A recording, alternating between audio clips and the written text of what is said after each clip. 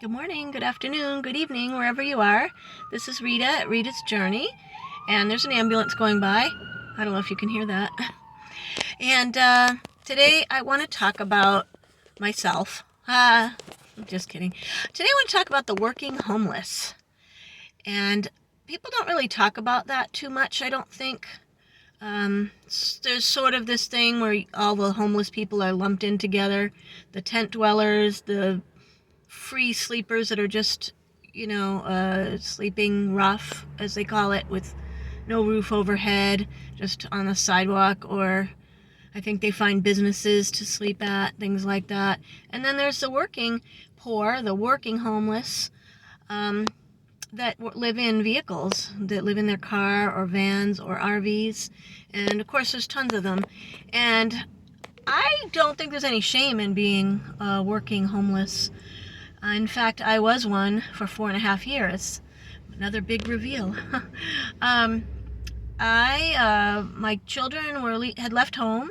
One of them went off to college. The youngest had gone off to college, and I didn't really feel like paying exorbitant rent anymore. And, I wasn't getting child support anymore either.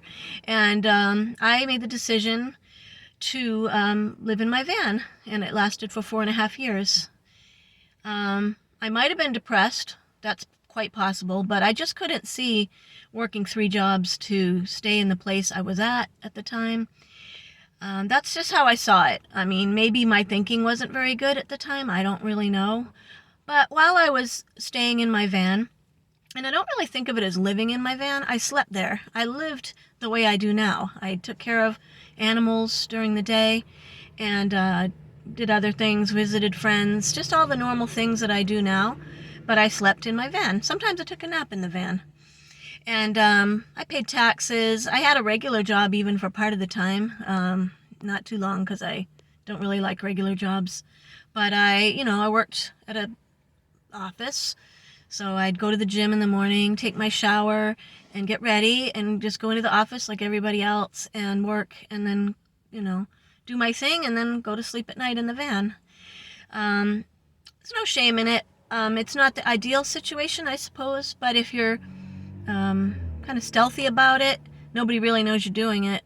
I never hung around in places where there were a lot of other people doing that. I didn't seek it out. I found places on my own where it was quiet and that sort of thing, and I just would, wow, that's sun.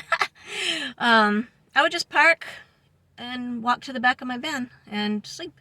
I had pulled the seats out back there, and I had various bed situations, but the one that worked the best was an air mattress, which I kept inflated and just laid blankets over it. And in the morning, just with the blankets over it, I had tinted windows. Nobody, unless they got really close, they really wouldn't see in there. And I don't think anybody ever knew, unless I told them. I did try to keep my clients from walking me to my car. Every once in a while, they would try to do that, and I'd sort of try to stop that just in case, because I didn't really want them to notice anything. But whatever, it worked out fine. The only reason I stopped doing it is I did get tired of kind of hiding. I felt like I was always hiding it. Not because I was ashamed, but because I know people judge you from that. Like I said, we lump everybody in together, so if you're living in your van or staying in your van, you must be a drug addict or a mental case.